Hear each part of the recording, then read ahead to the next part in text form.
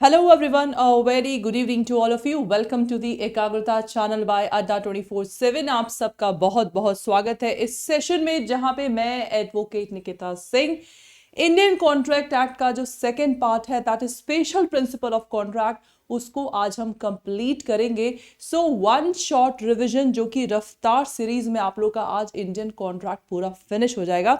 So now guys, we will not waste our time. Let's start with the session of business law, one short revision of the special principle of contract.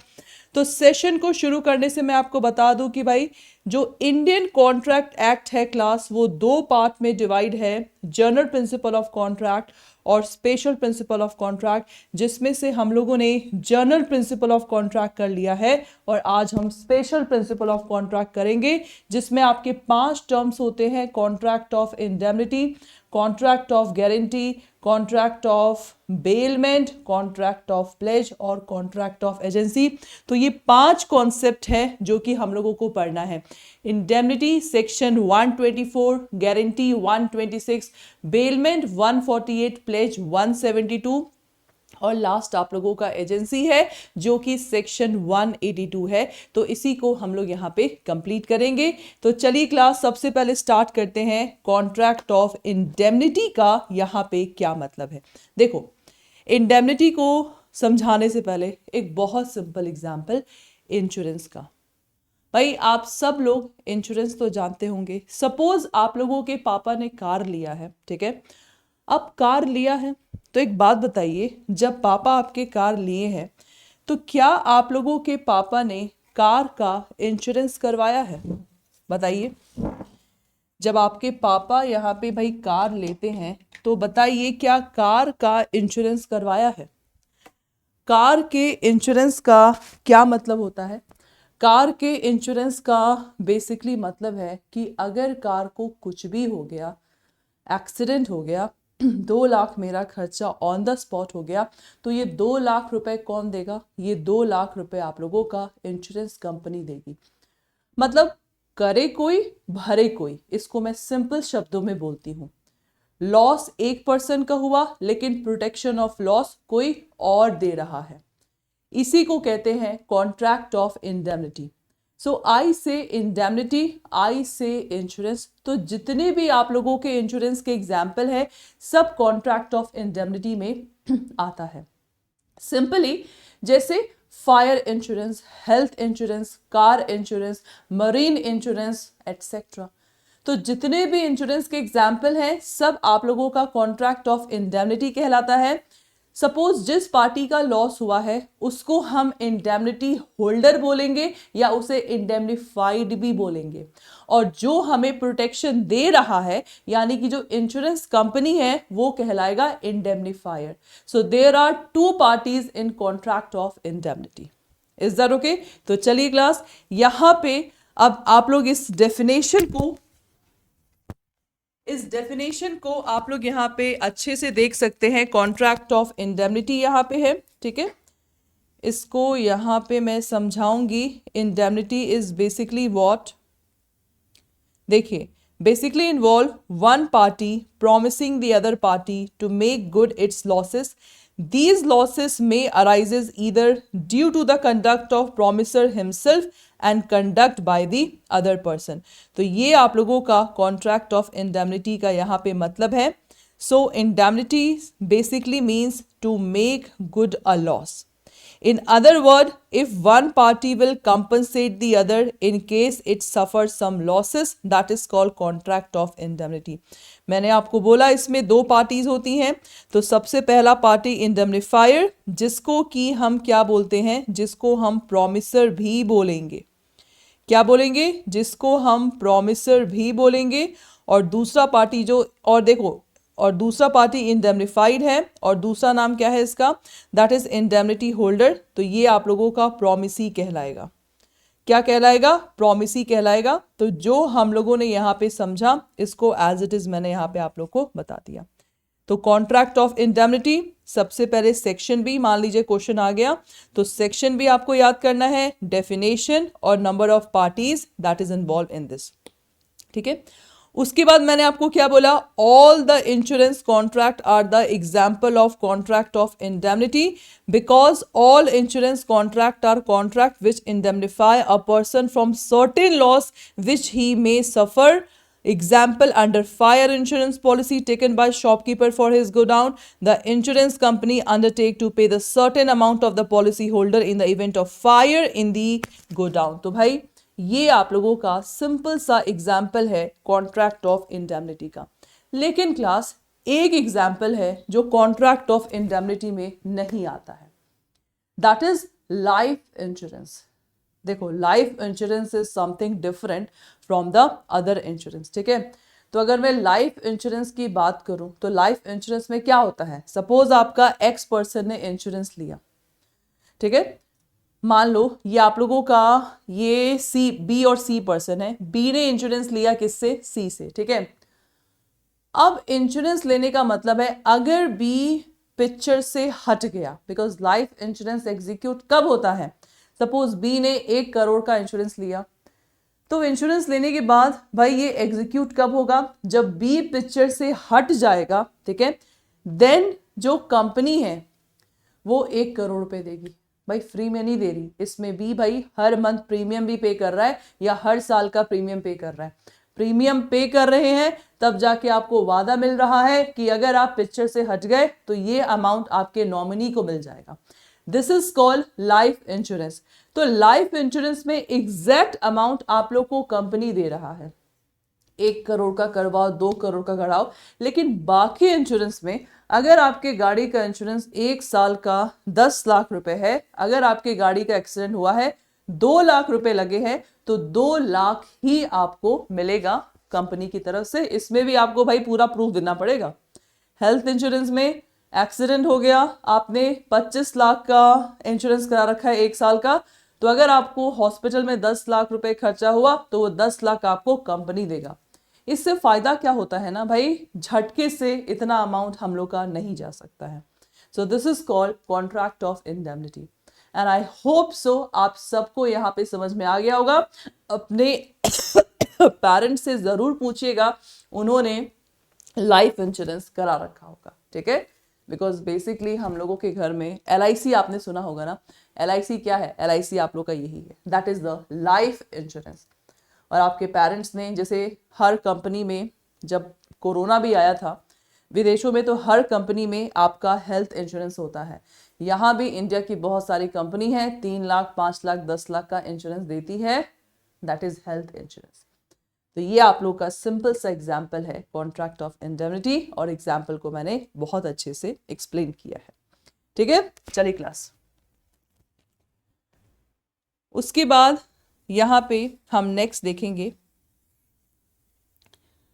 The next will be भाई indemnity holder का क्या rights हैं. ठीक है, rights of indemnity holder, जिसमें से हम देख सकते हैं 3 राइट्स आपको याद करना है. डैमेजेस, कॉस्ट, सम. मैम इसका याद करने का ट्रिक, CDS का एग्जाम आप लोगों ने दिया है, CDS कंबाइंड डिफेंस फोर्स. तो CDS याद करो, CDS is equal to the rights of indemnity holder. ये डायरेक्ट क्वेश्चन आप लोग का आ सकता है, सेक्शन 125 है राइट्स ऑफ इंडेमनिटी होल्डर. तो भाई देखिए, इंडेमनिटी होल्डर जिसको कि हम और क्या कहते हैं, इंडेमनिटी होल्डर को हम कहेंगे इंडेमनीफाइड. क्या कहेंगे इसको हम लोग, इंडेमनीफाइड भी यहाँ पे कहेंगे. ठीक है, तो राइट्स ऑफ इंडेमनिटी होल्डर में जो भी भाई पे करेगा, जो भी सम खर्च करेगा, जो भी डैमेजेस खर्च करेगा, ये सब किससे मांग सकता है, ये सब आप लोगों का इंडेमनीफायर से मांग सकता है. That's it. तो यहाँ पे आप देख सकते हैं what is given here, the indemnity holder, ठीक है, has following rights against indemnifier. तो सेक्शन 125 देखो, ऑल डैमेजेस, जितना भी डैमेजेस का मतलब होता है compensation which he may be compel to pay in any suit in respect of any matter to which promise to indemnify apply. All costs which he may compel to pay in any suit, if in bringing, defending, duly followed the indemnifier and acted prudently and had been no contract of this. All sum paid in compromise not contrary to the indemnity. तो ये class आप लोगों का क्या है, 3 rights हैं contract of indemnity में indemnifier के।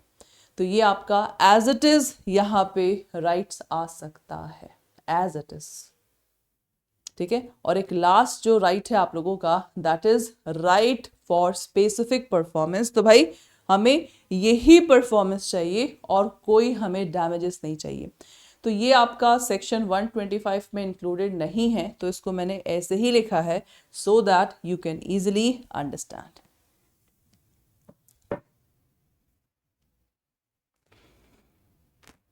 Done class. तो ये आप लोगों का कॉन्ट्रैक्ट ऑफ इंडेमनिटी है एंड आई होप सो आप लोगों को ये सारे टर्म समझ में आ गए होंगे, ठीक है।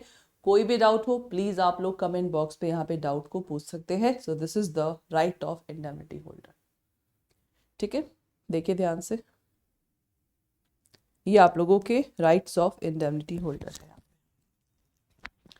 ओके क्लास, तो ये यहाँ पे हम लोगों का कंप्लीट हो गया। Then guys, enforcement of contract of indemnity कैसे इन्फोर्स करेंगे, तो याद रखिए, as soon as the loss of indemnified become absolute certain and imminent. मतलब जैसे जब एक्सीडेंट होगा तभी तो गाड़ी का इंडेमनिफाई होगा।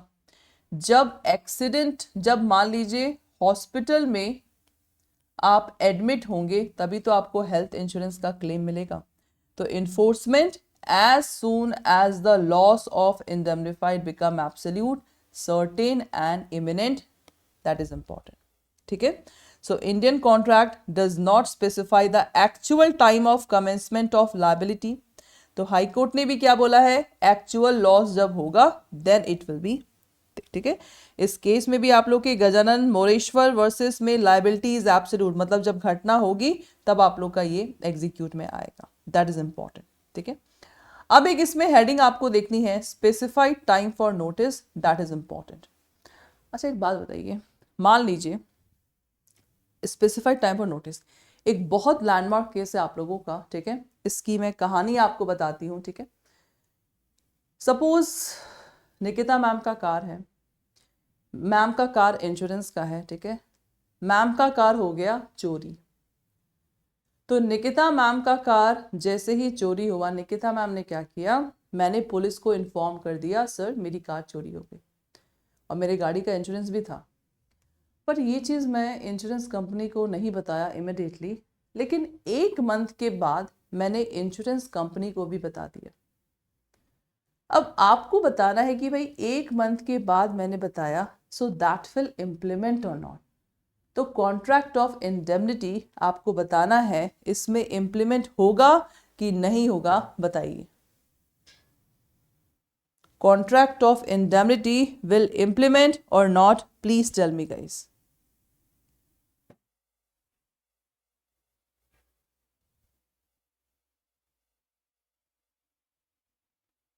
बहुत सिंपल क्वेश्चन है आप लोग का ये।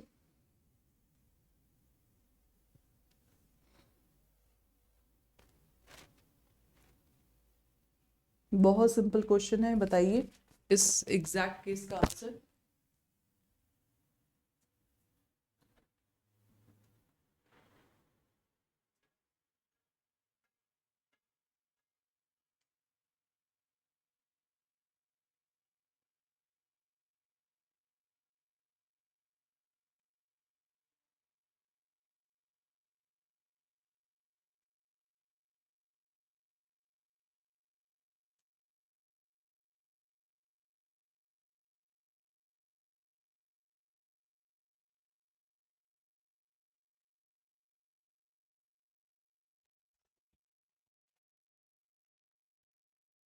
तो class in that particular case भाई चोरी हो गया, लेकिन आपने इंफॉर्मेशन कब दिया, 1 मंथ के बाद। तो यहाँ पे कोर्ट का डिसीजन क्या आया, दैट इमिडिएटली जब पुलिस को इन्फॉर्म किया, it means that person is in good faith. Nikita ma'am ने बोनाफाइड इंटेंशन से पुलिस को इन्फॉर्म किया था। भले ही आपका 1 मंथ डिले हुआ है, that doesn't matter, she is in fault. So that's why इस केस में बोला गया कि भले ही 1 मंथ के बाद बोला गया है, but insurance company have to pay. तो ये आप लोगों का इस केस का यहाँ पे डिसीजन आया, ठीक है। इस केस का यहाँ पे ये डिसीजन आया। तो यहाँ पे आप लोग देख सकते हैं, ठीक है, you can easily see here, देखिए ध्यान से, दैट देखो सेम कहानी है, Praful Kumar Mohanty versus this. So, vehicle was stolen. The insurance company required that the assured send notice to the insurance immediately on theft or any other criminal act. The assured reported that the theft to the police immediately, but informed the insurance only after the month. ठीक है? Now the question is, the decision was whether this could be regarded as notice immediately. The court held that immediately implies notice to be given with promptitude, avoiding the unnecessary delay, and immediate reporting to police conveyed the bona fide intention. bona fide आप लोग का क्या है, एक legal term है, ठीक है, bona fide intention. So that's why this is the right one. ठीक है, तो ये आप लोगों का कोर्ट ने क्या बोला, bona fide intention के वजह से ये आप लोगों का जो पैसा है वो बट ऑब्वियस मिलेगा। ठीक है, so this is the right answer. Done class. Now तो ये हमारा इंडेमनिटी यहाँ पे कंप्लीट हो गया। अब हम लोगों का है कॉन्ट्रैक्ट ऑफ बेलमेंट। भाई बेलमेंट क्या होता है, बहुत सिंपल सा एग्जाम्पल मैं आपको यहाँ पे देने जा रही हूँ। ठीक है, डेफिनेशन ऑफ बेलमेंट। सबसे पहला तो सेक्शन आप लोगों का 148 है जो कि बताता है कॉन्ट्रैक्ट ऑफ बेलमेंट। ठीक है, देखो ए पर्सन है, ए पर्सन ने अपना कार क्या किया है, रिपेयर को दिया है। ए पर्सन ने अपना कार रिपेयर को दिया है, किसको, मैकेनिक को। ठीक है, किसको दिया है, मैकेनिक को दिया है ए ने अपना कार।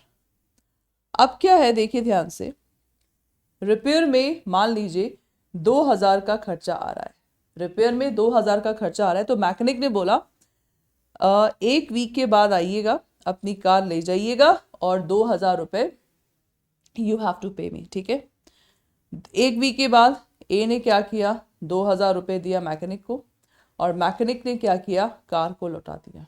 ये क्या है, यहाँ पे ए पर्सन ने क्या किया, पोजेशन को ट्रांसफर किया मैकेनिक को। ए ने क्या किया, पोजेशन को ट्रांसफर किया मैकेनिक को। ठीक है, ए ने। Then after what will happen, भाई ए जब यहाँ पे मैकेनिक को ट्रांसफर कर रहा है, ठीक है, सो किसी पर्पस से, और यहाँ पे ना पोजेशन ट्रांसफर किया है, मतलब ए का, A is the owner of car, तो ए ने अपना ओनरशिप ट्रांसफर नहीं किया है बल्कि पोजेशन को ट्रांसफर किया है मैकेनिक को। जैसे ही आप लोग का देख सकते हैं ये कंप्लीट हो गया रिपेयरिंग, मैकेनिक ने क्या किया, इस कार को वापस दे दिया। What is this, this is called bailment. तो बेलमेंट में एक पर्सन दूसरे पर्सन को किसी पर्पस से पोजेशन देता है, जब वो पर्पस कंप्लीट हो जाता है वापस मिल जाता है पोजेशन। तो ये आप लोगों का डेफिनेशन ऑफ बेलमेंट है। That is very simple definition.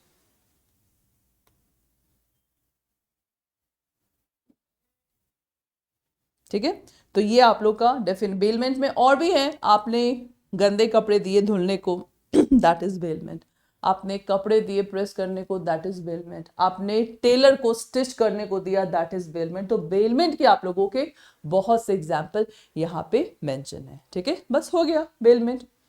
तो अब देख लो,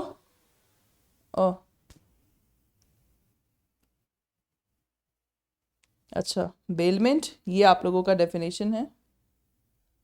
एक मिनट क्लास 30, अच्छा हाँ, अच्छा ये थोड़ा सा यहाँ से हो गया। ठीक है क्लास, अब देखो बेलमेंट का आप लोग का मीनिंग क्या है। Bailment is derive from the French word bailler which means to deliver. ठीक है, it means handling over or change in possession of movable from one person to another, that is called bailment. ठीक है, उसके बाद यहाँ पे section जो 148 है इसका एग्जैक्ट वर्डिंग क्या बोलता है, bailment is the delivery of goods by one person to another for some purpose upon a contract.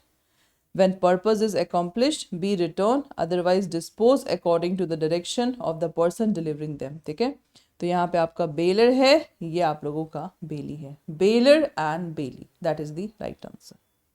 ठीक है, bailor and bailee. Is that okay? Now cool. अब देखिए, अब यहाँ पे इसका असेंशियल पॉइंट क्या गिवन है. असेंशियल पॉइंट में bailment will specify the time return of good is required और कॉन्ट्रैक्चुअल ऑब्लिगेशन. जो हम स्पेशल प्रिंसिपल ऑफ कॉन्ट्रैक्ट पढ़ते हैं क्लास, ये एक्चुअल में है क्या? ये आप लोग का कॉन्ट्रैक्ट ही तो है. अब बेलमेंट में मुझे समझाने की ज़रूरत नहीं है कि जो पार्टीज हैं, सपोज बेलर बेली, बेलर मतलब जो सामान को देता है, बेली जो सामान को लेता है. ठीक है, तो दुकानदार ने मेरा गंदा कपड़ा लिया साफ करने के लिए, निकिता मैम इज बेलर, दुकानदार इज बेली. तो यहाँ पे क्लास ऑलरेडी दोनों पार्टीज के बीच कॉन्ट्रैक्ट हो रहा है. चाहे आप इंडेमनिटी पढ़िए, गारंटी पढ़िए, बेलमेंट पढ़िए, प्लेज पढ़िए, हर में आप लोग का कॉन्ट्रैक्ट के सारे रूल्स रेगुलेशंस फॉलो होते हैं. इसीलिए जो पहला कॉन्सेप्ट था जनरल प्रिंसिपल ऑफ कॉन्ट्रैक्ट, तो जनरल प्रिंसिपल ऑफ कॉन्ट्रैक्ट का मतलब होता है concept that is apply to everything. Is that okay? That's it. ठीक है, उसके बाद क्लास यहाँ पे एक डिफरेंस है. डिफरेंस को देख सकते हैं कि बेलमेंट और डिपॉजिट में क्या डिफरेंस है. क्या बोला मैंने? बेलमेंट और डिपॉजिट में क्या डिफरेंस है. देखिए, money deposited in a bank to be credited to the account of person making payment does not constitute the bailment. भाई हम पैसा जमा करते हैं मान लीजिए बैंक में, तो ये आप लोगों का कोई बेलमेंट नहीं है. ठीक है, तो बेलमेंट आपका जो हमने फीचर पढ़ा है, डिलीवरी ऑफ गुड्स होना चाहिए, कॉन्ट्रैक्ट होना चाहिए to return the specific goods by bailee to bailor. ठीक है, और possession is the important. The bailee must return the goods without demand on due date. ठीक है, दैट्स इट. तो ये आप लोग का बेलमेंट का सिंपल से आंसर है. अब इसके असेंशियल फीचर्स आप देख सकते हैं. असेंशियल फीचर्स आपके क्या क्या हैं. देयर मस्ट बी कॉन्ट्रैक्ट, भाई कॉन्ट्रैक्ट होना चाहिए आप लोग का. ठीक है, गुड्स होना चाहिए, delivery of goods, delivery of possession होना चाहिए, delivery must be some purpose, return of goods, no transfer of ownership. So this is the exact reason for this question. ठीक है,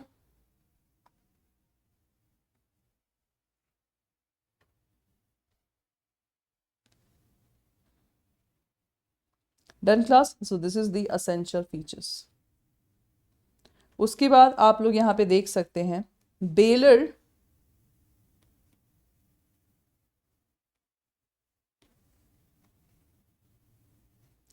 baler bound to disclose the fact. अब ये essential point है जो कि आपको जानना जरूरी है. Bailor is bound to disclose to the bailee faults in the goods bailed which is bailor is aware which materially interfere with the use of them and expose the bailey extraordinary risk. जैसे Nikita ma'am अपनी गाड़ी 10 दिन के लिए नेहा को use करने को दे रही है. निकिता मैम इज बेलर, 10 दिन के लिए यूज करने को नेहा को दे रही हूं. मेरा ड्यूटी है बताना कि नेहा मेरे गाड़ी का ब्रेक खराब है. It is a duty of baler. अगर मैं गाड़ी यूज करने को दे रही हूं तो मेरा ड्यूटी है किसको? बेली को बताना. Is that okay?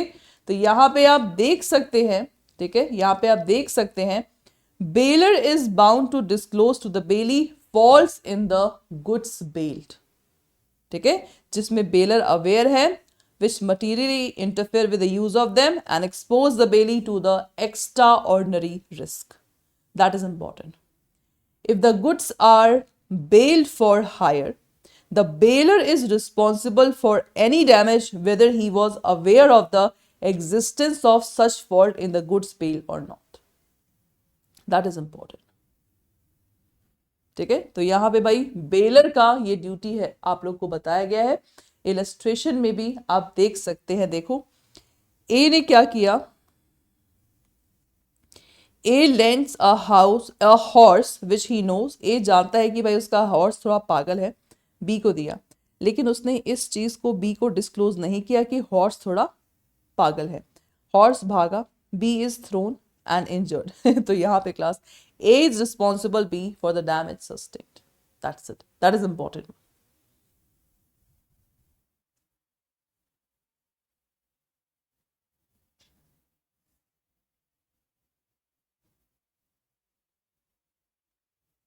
ठीक है, so that is important. Bailee to take care of the goods, ये क्या है आप लोग का, bailee to take care of the goods. तो इसका मतलब बेली का ड्यूटी है, सपोज अगर मैंने मेरी काऊ है, मैंने काऊ को, मैं 1 साल के लिए बाहर जा रही हूँ 10-15 काऊ है, मैंने संभालने को दिया अपने फ्रेंड को। बेली का ड्यूटी है मेरे सामान का रक्षा करे। या मैंने अपनी 10 गाड़ियां दी संभालने को, बेली का ड्यूटी है to take care of my goods, that's it. तो यहाँ पे bailee is bound to take care of the goods bailed as he would do for his own goods. Bailee does anything different और inconsistent, अगर bailee ने कुछ ऐसा चीज किया जो कि डिफरेंट है, इनकंसिस्टेंट है, तो याद रखिएगा bailee must pay the damage suffered as a result of this act. ठीक है, bailee makes any use of the goods bailed, अगर बेली मेरे सामान का यूज करता है जो कि बेलमेंट में नहीं गिवन है, याद रखिएगा he is liable to make compensation to the bailor for any damage arising to the goods and during such use of them, that is important. ठीक है, तो एग्जाम्पल आप लोग के सामने यहाँ पे गिवन है, दैट्स इट।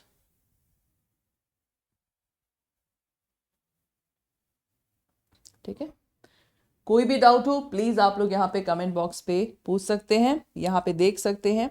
ये एग्जाम्पल आप लोग का गिवन है, A lends a horse to B, A ने क्या किया, एक घोड़ा दिया बी को for his own riding only, सिर्फ उसी को यूज करने को दिया। B allow C a member of his family to ride the horse, B ने सी को दिया जो कि उसका मेंबर था फैमिली का, घोड़े को यूज करने को। C rides with care but the horse accidentally falls और horse को इंजरी हुआ। Now B is liable to make compensation because भाई C तो ठीक है but B ने ही तो C को दिया था, that's why। तो ये आप लोगों का सिंपल से example, that is important।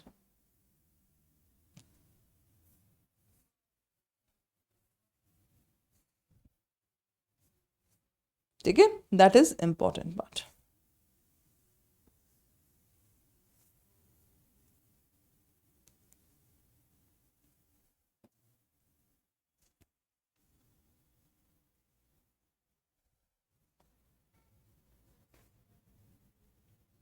Okay, now next, effect of mixing good and expenses।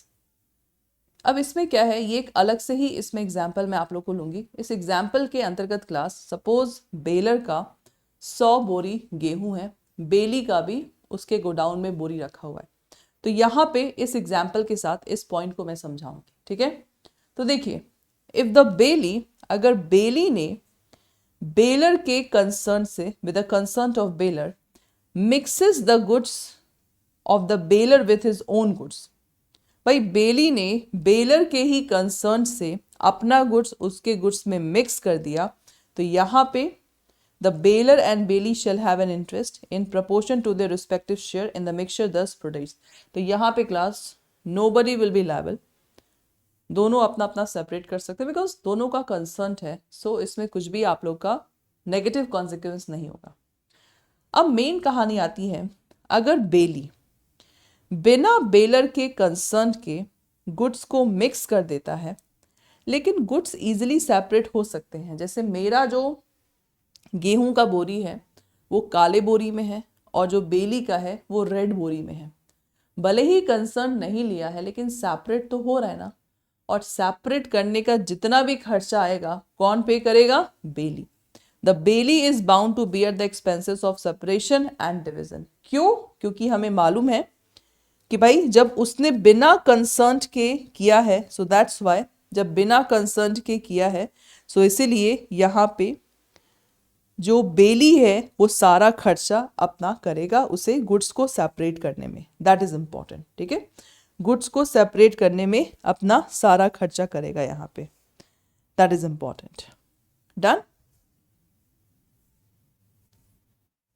ठीक है, चलो तीसरा पॉइंट क्या है, बेली ने बिना कंसर्न के बेलर के मिक्स किया good, and now it is impossible to separate the good. और भाई अब ये पॉसिबल नहीं है गुड्स को सेपरेट करना। अरे बाबा अब क्या होगा?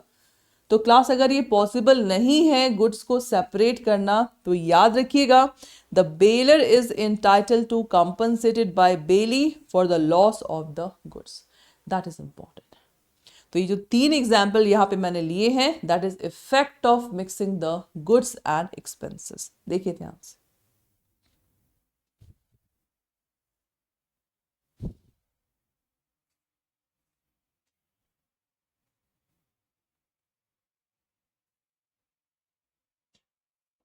जिसको जो भी डाउट हो प्लीज आप लोग यहाँ पे कमेंट बॉक्स पे पूछ सकते हैं।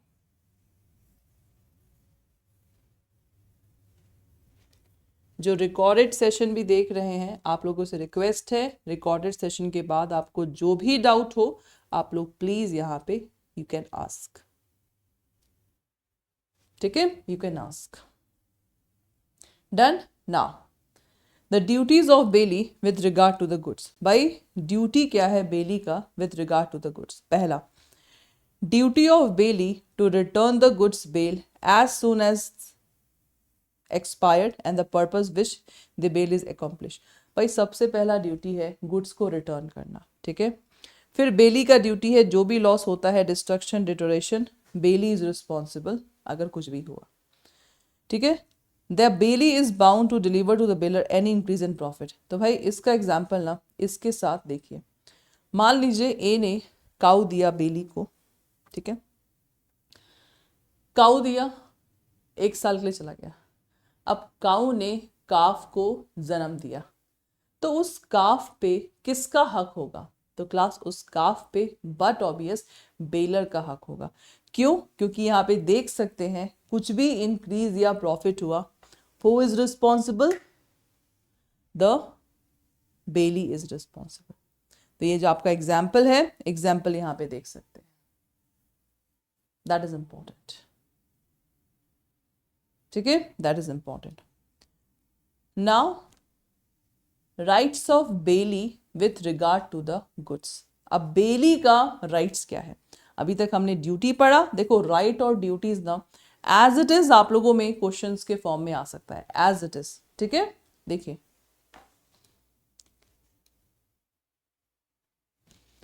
The bailor is responsible to the bailey for any loss which bailey may sustain because of the reason bailor was not entitled to make bailment receive back the good। भाई bailor is responsible अगर कुछ भी loss हुआ, मान लीजिए गाड़ी दिया था, गाड़ी का ब्रेक खराब, तो भाई कुछ भी इंजरी हुआ, द बेलर इज रिस्पॉन्सिबल। ठीक है, if the bailor has no title to the goods. भाई बेलर गाड़ी दे रहा है संभालने को, बट बेलर उसका खुद ही ओनर नहीं है, so bailee is not responsible to the owner in respect of such relief. तो बेली भाई ओनर के लिए रिस्पॉन्सिबल नहीं है। Necessary expenses incurred by him for the purpose of bailment. तो ये नेसेसरी एक्सपेंसेस कौन करेगा? बेलर ही करेगा। जैसे मान लीजिए गाड़ी का इंजन चेंज करवाया बेली ने, तो भाई गाड़ी का इंजन चेंज करवाना, तो ये तो भाई जब ओनर को बेलर है तो इंजन तो बात ऑब्वियस उसे ही चेंज कराना है, बिकॉज इंजन एक दिन में तो खराब होता नहीं है। तो इसके लिए the bailor is responsible. That is important.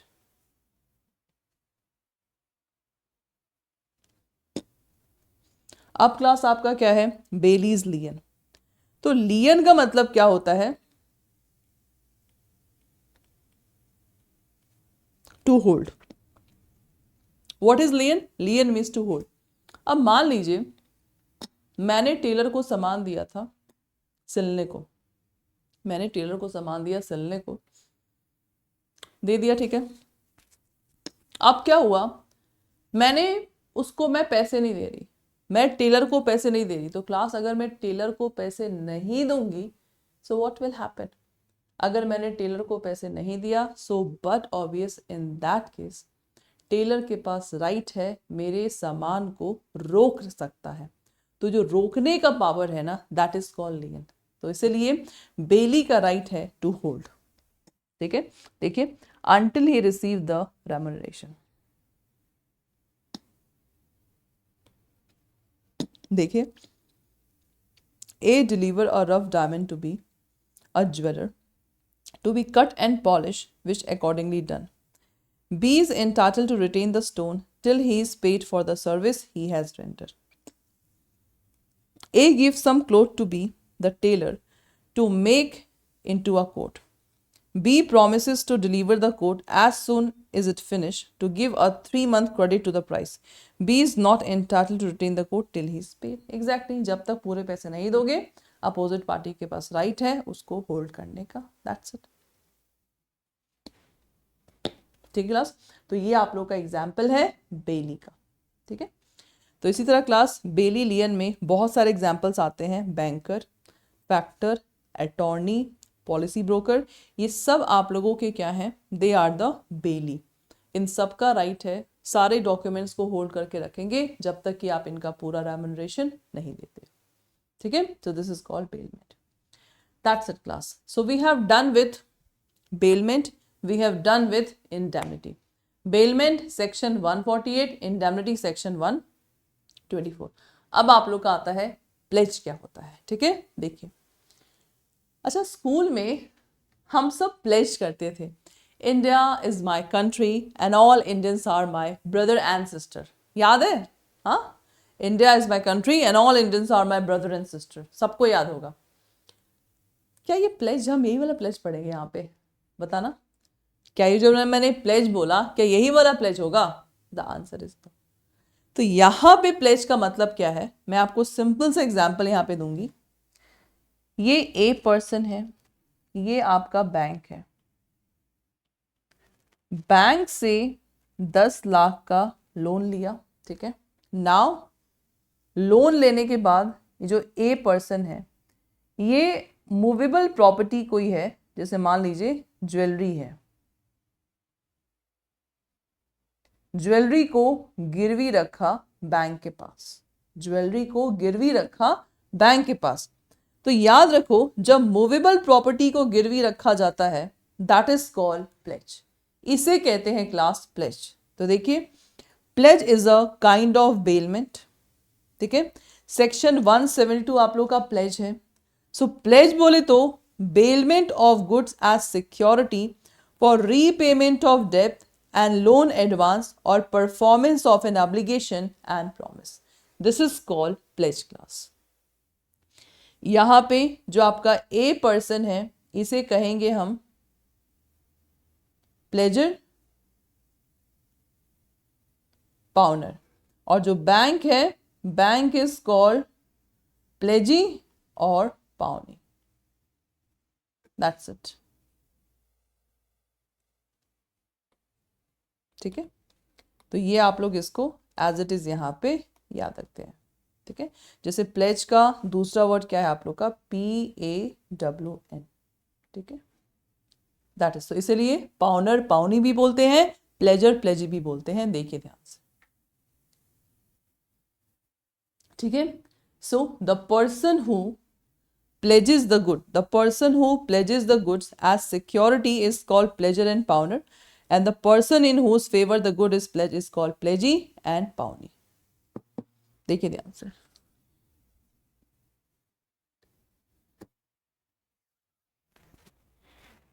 जो भी डाउट हो प्लीज आप लोग कमेंट बॉक्स पे पूछिएगा, और ऐसे ही वन शॉट रिवीजन को कंप्लीट देखिएगा. रेगुलर सेशन आप लोगों के कंप्लीट यहाँ पे चल रहे हैं. सो कोई भी दिक्कत हो you can please ask in a comment box. ठीक है. Nikita ma'am is always available for you people.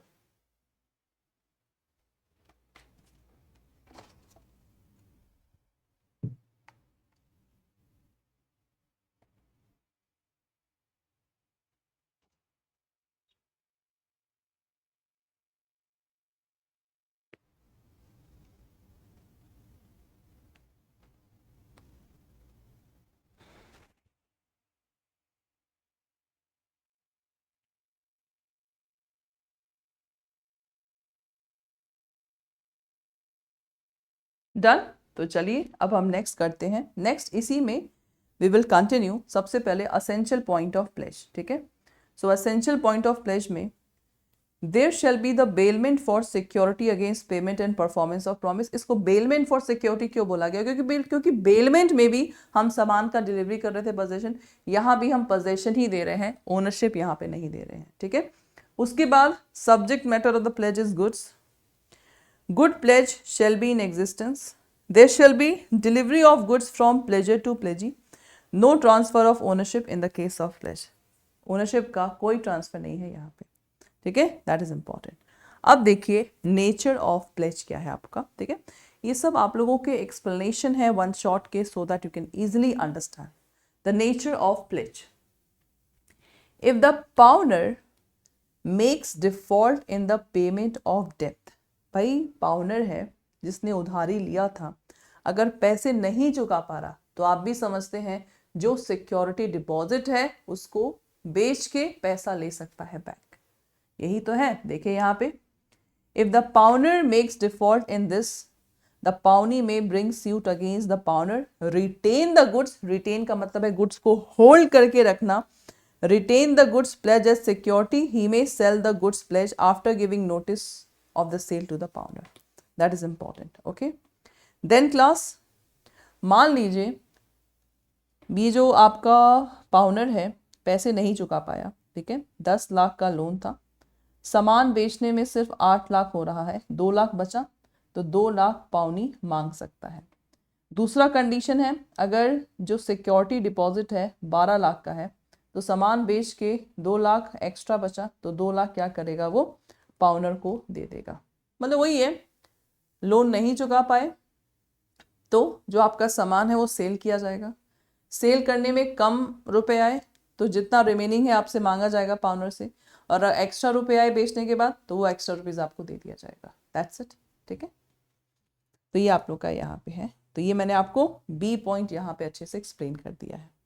Now pledge is a types of bailment. बिल्कुल, प्लेज एक बेलमेंट का ही तो टाइप है यहाँ पे. ठीक है,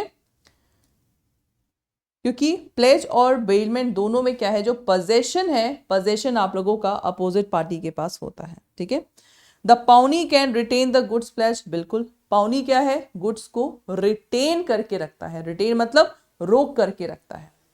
ठीक है, क्योंकि अगर आप पूरे पैसे नहीं दोगे तो गुड्स को भाई रिटेन ही तो करेगा.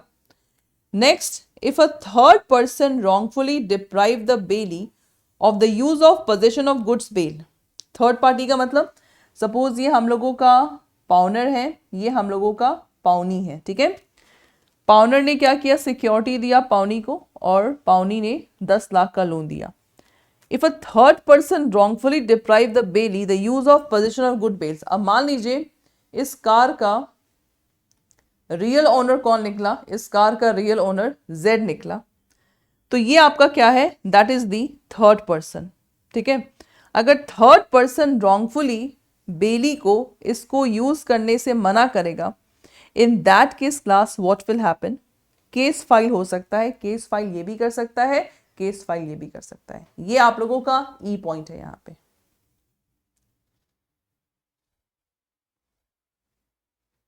ठीक है, देखो दिखा भी हुआ यहाँ पे, the bailee and the bailor may bring a suit against third person for such deprivation and the injury class. That is important.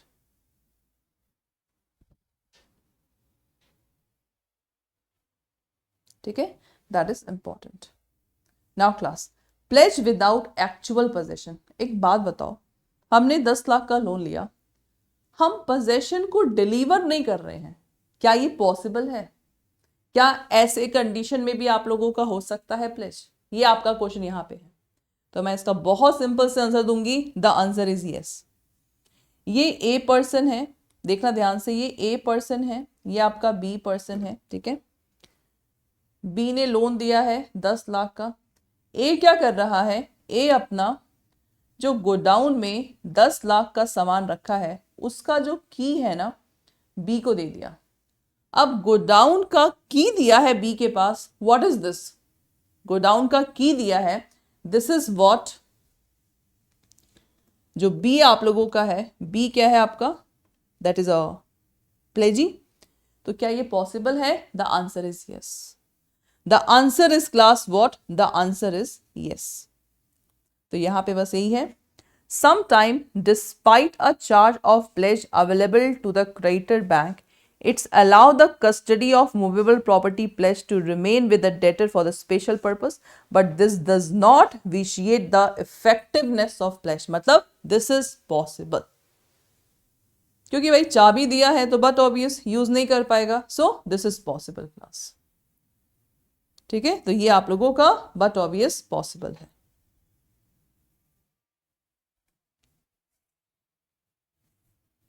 ठीक है, दैट इज पॉसिबल. चलिए, प्लेज बाय प्लेजी, क्या ये पॉसिबल है?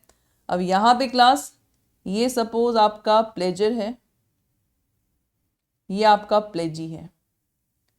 अब प्लेजी के पास सिक्योरिटी है. प्लेजी ने क्या किया, एक्स पर्सन को जो सामान गिरवी था प्लेजी के पास वो सामान एक्स को दे दिया. तो प्लेज बाय प्लेजी, तो भाई यहां पे प्लेजी ने दिया था 10 लाख का लोन और यहां पे अब ये एक्स दे रहा है लोन. क्या ये पॉसिबल है? सेम गुड्स का प्लेज बाय प्लेजी, बताओ जी.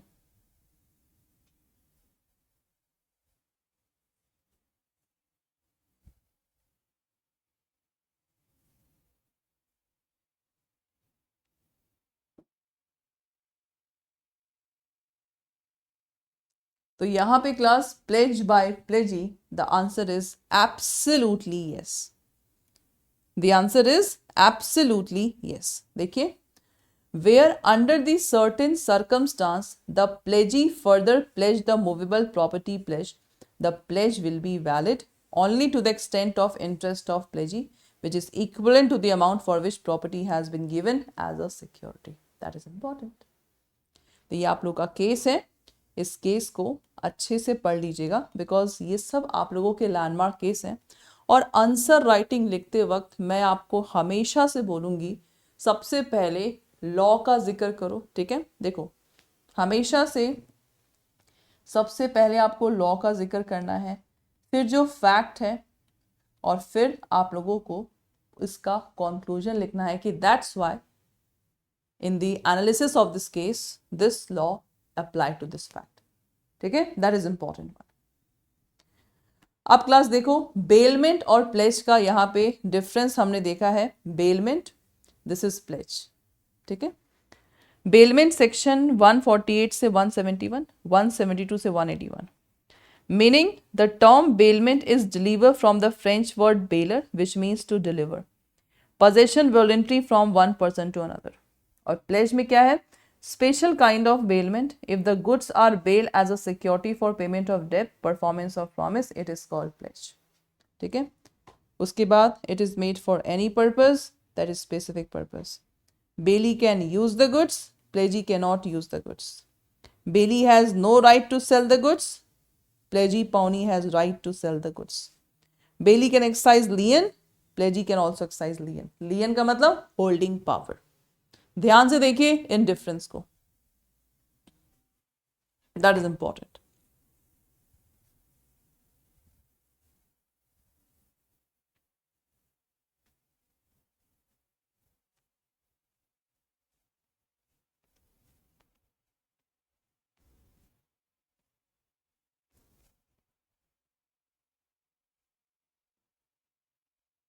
Okay, that's cool. Next one.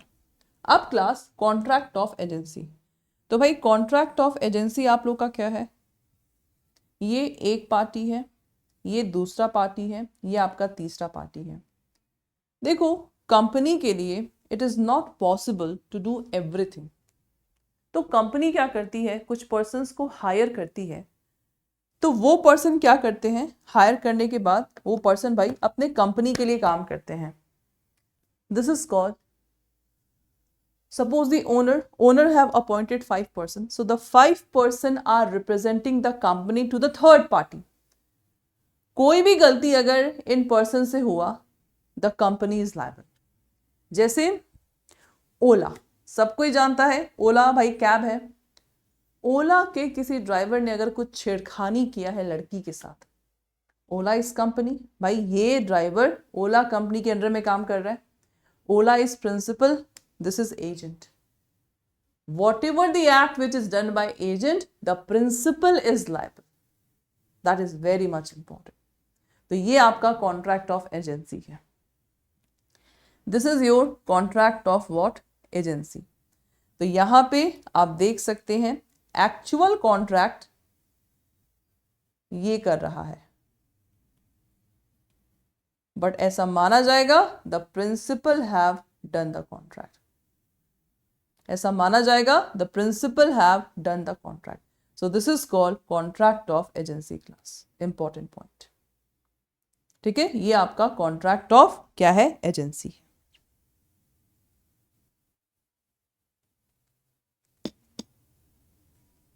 ठीक है, this is contract of agency.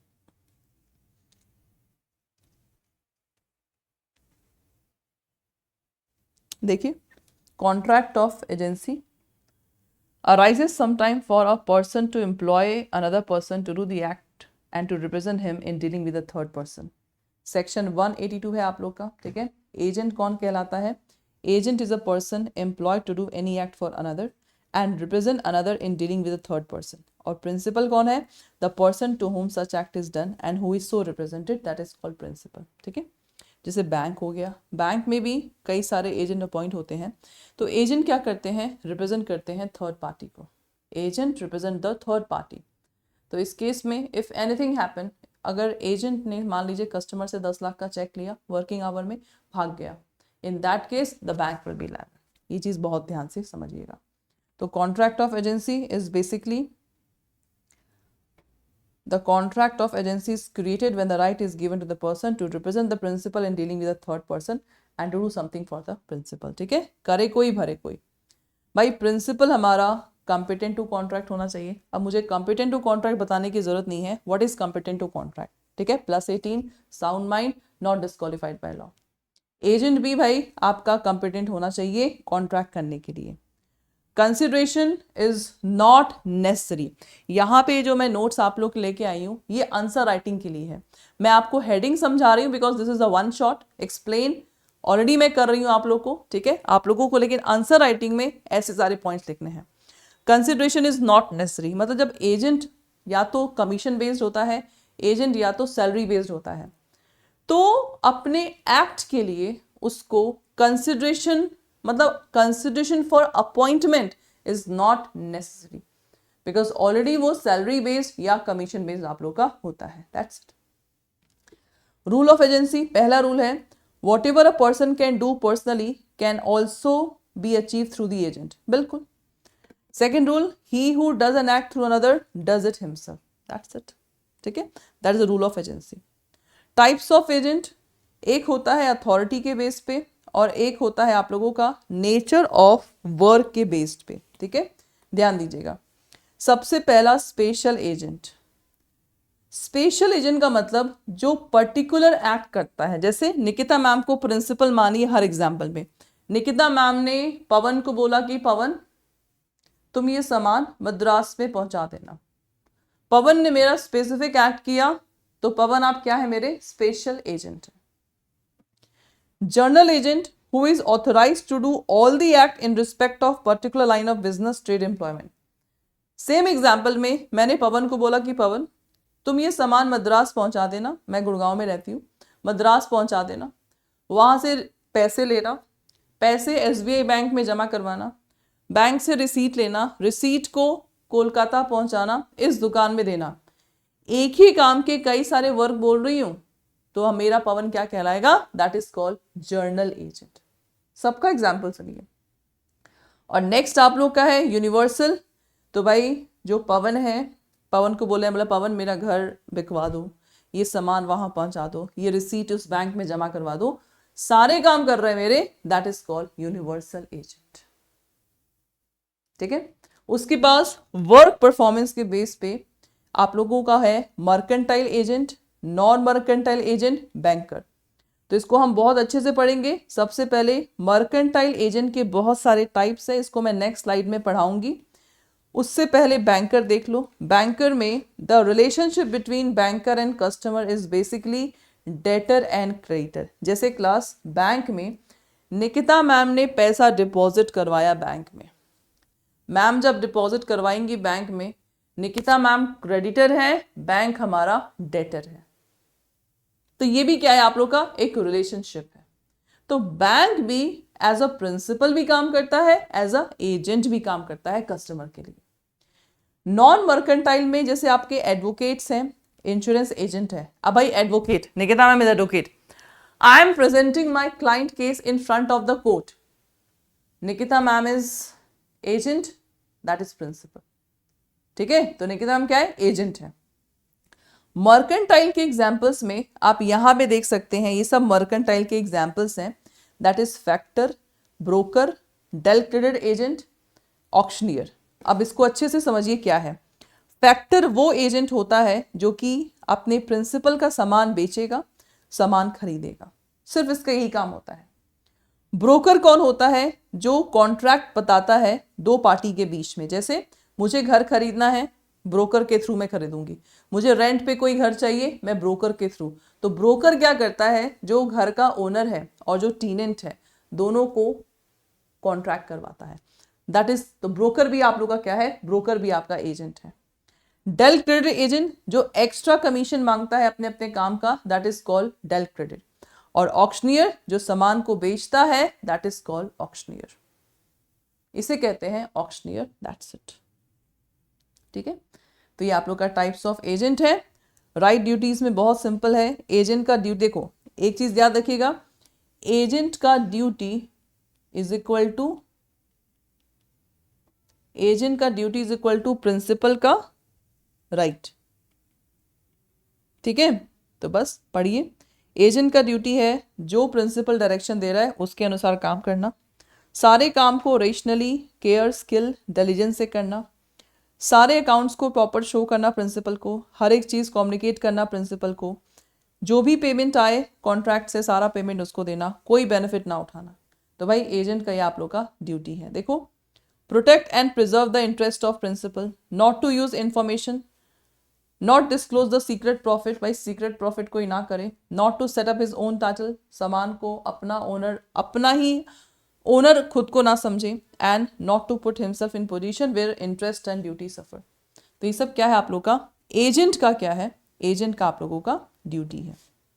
ठीक है, उसके बाद class, agent also cannot delegate, भाई एजेंट क्या करेगा, डेलीगेट नहीं कर सकता अपना काम किसी और को, क्योंकि ऑलरेडी आप लोग का प्रिंसिपल ने क्या किया है, ऑलरेडी प्रिंसिपल ने सामान सौंपा है एजेंट को, तो भाई एजेंट अपना काम किसी और को नहीं सौंप सकता। तो ये हम लोगों के क्या पॉइंट्स है, this is the agent duty, जो कि आप लोग का प्रिंसिपल का भी राइट होता है। अब एजेंट का राइट, तो ये क्या होगा, agent right is equal to principal का ड्यूटी। ठीक है, तो यहां पे देखिए, सबसे पहला एजेंट का राइट है, एजेंट में रिटेन, भाई एजेंट सामान को रोक के रखेगा जब तक कि उसका पूरा पैसा ना मिल जाए। एजेंट मनी को भी डिटेन करके रख सकता है जब तक कि उसके पूरे पैसे ना मिल जाए। जो भी अमाउंट ड्यू है प्रिंसिपल से मांग सकता है। एजेंट को जो भी लॉस हुआ कॉन्ट्रैक्ट में, उस लॉस की भरपाई प्रिंसिपल करेगा। Agent to be compensated for any injury, तो भाई ये सब चीज प्रिंसिपल का ड्यूटी भी है और एजेंट का आप लोगों का राइट भी है। देख सकते हो, principal, all rights of agent are duties of principal, all duties of agents are the rights of principal. तो हम लोगों को रिपीट करने की जरूरत नहीं है, ये आप लोगों का एज इट इज क्वेश्चन यहां पे आ सकता है। So this is very much important. ठीक है, तो ये हम लोगों का एजेंट हो गया। मतलब देखो, क्वेश्चंस आप लोगों को ना, ये आपको मालूम ही है कि आप लोग के फैक्ट बेस्ड क्वेश्चंस भी आते हैं और डायरेक्ट क्वेश्चन भी। तो ये डायरेक्ट क्वेश्चन आप लोग का आ सकता है, टाइप्स ऑफ एजेंट भी आपका डायरेक्ट क्वेश्चन के फॉर्म में आ सकता है। एजेंसी का जो रूल है इस पे फैक्चुअल बेस आप लोग का आ सकता है। तो ये एक फैक्ट बेस्ड इन सब पे आएगा, और जो डायरेक्ट बेस्ड क्वेश्चन है मैंने आपको बता दिया कहां से आपका आएंगे। ठीक है, अब आप लोगों का सिर्फ एक पॉइंट बाकी है, दैट इज योर गारंटी।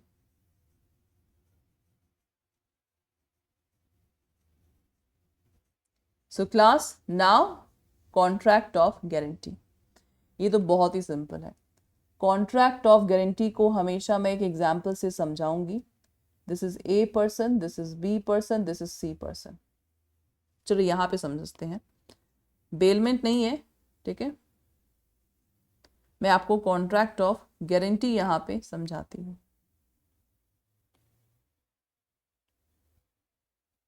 ठीक है, मैं आप लोगों को कॉन्ट्रैक्ट ऑफ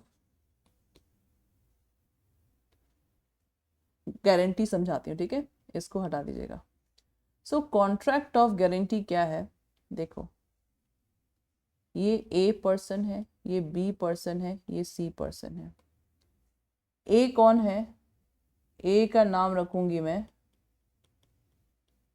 प्रिंसिपल डेटर. ठीक है. बी कौन है हमारा? बी हमारा है क्रेडिटर. और सी कौन है हमारा? सी है हमारा श्योरिटी. श्योरिटी को हम लोग गारंटर भी बोलेंगे. ठीक है. क्रेडिटर ने क्या किया? जो पैसे देता है. तो भाई बी ने ए को 10 लाख रुपए दिया, लेकिन बी को भरोसा नहीं है कि प्रिंसिपल डेटर पैसा वापस चुकाएगा. तो प्रिंसिपल डेटर ने अपने दोस्त को बुलाया, श्योरिटी को, भाई तू आजा, मेरी हेल्प कर दे. तो श्योरिटी कब पिक्चर में आएगा? जब प्रिंसिपल डेटर पैसा नहीं चुका पाएगा तो श्योरिटी पैसा देगा क्रेडिटर को. तो यहाँ पे क्लास 3 कॉन्ट्रैक्ट आप लोगों के बनते हैं. ठीक है. पहला कॉन्ट्रैक्ट आप लोगों का है ए और बी के बीच में. दूसरा आप लोगों का है बी और सी के बीच में. तीसरा आप लोगों का है ए और सी के बीच में. 3 कॉन्ट्रैक्ट हैं, 3 पार्टीज हैं. तो प्रिंसिपल डेटर जब पैसा नहीं चुका पाता है तो श्योरिटी पैसा किसको देगा? क्रेडिटर को. और फिर श्योरिटी अपना पैसा किससे मांगेगा? प्रिंसिपल डेटर से. तो यही आप लोग का होता है कॉन्ट्रैक्ट ऑफ गारंटी. इसको ध्यान रखिएगा. अब देखिए, कॉन्ट्रैक्ट ऑफ गारंटी आपका सेक्शन 126 में डिफाइन है. So what is this? Contract to perform the promise and discharge the liability of defaulting party in the case he fail to fulfil the promise. Principal debtor, one who borrow and liable to pay. Creditor, the party who has given something of value to borrow and stand to receive the payment. Or guarantor, the person who give the guarantee to pay in the case of default of principal debtor. That's it. ठीक है. Illustration आप लोग के सामने है. A, B, C. A wants to take loan of 10,000 from B. तो B हमारा क्या है? B से लेना चाहता है. B is creditor, A is principal debtor, she is surety. तो इस एग्जाम्पल को भाई ये आप लोग का as it is fact based question के रूप में आ सकता है. ठीक है, ये आप लोग का फैक्ट बेस्ड क्वेश्चन के रूप में यहां पे आ सकता है. ठीक है. So class, contract of guarantee में 2 सेपरेट एग्रीमेंट होते हैं. ठीक है. श्योरिटी और क्रेडिटर के बीच, प्रिंसिपल डेटर और श्योरिटी के बीच. ठीक है. तो ये चीज आप लोग का इंपॉर्टेंट है. Essence of guarantee is that guarantor agree to discharge his liability in the happening of event. That is, जब principal debtor नहीं पे कर पाएगा तब surety will come into picture. तो ये चीज तो भाई essential point आप लोग का given है. ठीक है. सो तीनों के बीच वैलिड कॉन्ट्रैक्ट होगा, ये तो हमें मालूम ही है. इसलिए मैंने आपको बोला था जो जनरल प्रिंसिपल ऑफ कॉन्ट्रैक्ट है ना, उसके सारे कॉन्सेप्ट आप लोगों के कॉन्ट्रैक्ट पे अप्लाई होते हैं, स्पेशल प्रिंसिपल ऑफ कॉन्ट्रैक्ट पे अप्लाई होते हैं. This point is important. भाई जो बेनिफिट हो रहा है प्रिंसिपल डेटर का ना, बेनिफिट क्या कि भाई surety will come into picture. So जो बेनिफिट हो रहा है प्रिंसिपल डेटर का, that is a sufficient consideration to the surety. तो क्या है वो? सफिशिएंट कंसिडरेशन है श्योरिटी का. ठीक है. एग्जाम्पल को यहाँ पे अच्छे से पढ़िएगा. एग्जाम्पल आप लोग का कोई भी फैक्चुअल बेस्ड क्वेश्चन आता है ना, तो आप एग्जाम्पल के बेस पे भी समझा सकते हैं. कंटिन्यूइंग गारंटी, तो भाई कंटिन्यूइंग गारंटी में जैसे ए है, बी है, सी है. सी बार बार एज अ गारंटर बनेगा बी का, that is called continuing. So series of transaction is called a continuing guarantee. ठीक है. जैसे ए ने कॉन्ट्रैक्ट किया शॉपकीपर के साथ, बोला कि मेरी बीवी हर मंथ 20,000 तक का सामान तुम्हारे शॉप से ले सकती है. भाई जब तक हर महीने ले रही है 20,000 तक ही ले सकती है, बिकॉज ए जो पति है, पति इतना ही पेमेंट करेगा. अब बीच में 5 महीने बाद पति ने बोल दिया कि भाई अब तुम एक भी सामान नहीं दोगे. Now the continuing guarantee will be finish. That is called continuing guarantee. तो रिवोकेशन ऑफ कंटिन्यूइंग गारंटी कैसे होगा? तो रिवोकेशन आप लोग का यहाँ पे देख सकते हैं. नोटिस देंगे क्रेडिटर को, तब जाके आप लोगों का रिवोकेशन यहाँ पे हो जाएगा। ठीक है, नोटिस देके we can say the revocation will be happen. ठीक है, डेथ ऑफ श्योरिटी, भाई जब श्योरिटी का डेथ हो गया तो कॉन्ट्रैक्ट ऑफ गारंटी आप लोगों का बट ऑब्वियस एंड हो जाएगा। ठीक है, ये इंपॉर्टेंट है, ये आप लोगों का आरटीपी में भी क्वेश्चन आ चुका है। आप लोगों का आरटीपी में भी ये क्वेश्चन आ चुका है कि अगर आपने कॉन्ट्रैक्ट ऑफ गारंटी में कुछ भी चेंज किया लेकिन श्योरिटी को नहीं बताया, तो अगर श्योरिटी को नहीं बताया तो श्योरिटी अपने आप कॉन्ट्रैक्ट ऑफ इससे डिस्चार्ज हो जाएगा। दैट इज इंपॉर्टेंट भाई। डिस्चार्ज, अगर कॉन्ट्रैक्ट ऑफ गारंटी में अगर प्रिंसिपल डेटर ही डिस्चार्ज हो गया तो श्योरिटी क्या है, आप लोगों का ऑटोमेटिकली क्या हो जाएगा, डिस्चार्ज हो जाएगा। ठीक है, फॉरबिडेंस टू स्यू, मान लीजिए क्रेडिटर प्रिंसिपल डेटर पे केस फाइल नहीं कर रहा, इन that case it doesn't mean कि भाई श्योरिटी भी हट जाएगा, does not discharge the surety, क्योंकि भाई अब क्रेडिटर को तो पैसे श्योरिटी से चाहिए ना, तो वो प्रिंसिपल डेटर के ऊपर नहीं बैठा, ऊपर डिपेंड है, वो आप लोग का श्योरिटी से क्या करेगा, पैसा मांगेगा।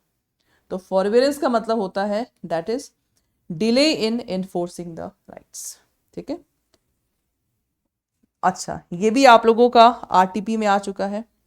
ठीक है, रिलीज ऑफ वन को श्योरिटी, मान लीजिए S1 S2 S3 है, एक रिलीज हो गया, इसका ये मतलब नहीं है कि S2 S3 भी रिलीज हो जाएंगे। भाई एक रिलीज हो गया, S2 S3 को अपना अपना पेमेंट करना है, तब जाके वो रिलीज होंगे। भाई प्रिंसिपल डेटर ने लोन लेते वक्त सिक्योरिटी दिया था, अब वो सिक्योरिटी जो श्योरिटी है वो आराम से ले सकता है। ठीक,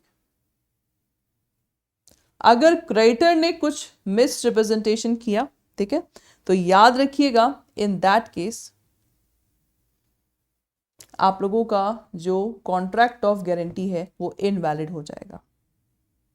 ठीक है, और प्रिंसिपल डेटर जैसे ही श्योरिटी पैसा पे कर देता है क्रेडिटर को, प्रिंसिपल डेटर पैसा पे करेगा श्योरिटी को। That is but obvious, free में काम थोड़ा कोई करेगा आज की डेट में। ठीक है, फ्री में। तो एग्जाम्पल है, एग्जाम्पल को अच्छे से यहाँ पे पढ़िएगा, आप लोगों के आंसर राइटिंग के लिए एग्जाम्पल यहाँ पे लेके आई हूँ। को surety for the same depth, यहाँ भी क्लास सेम चीज है।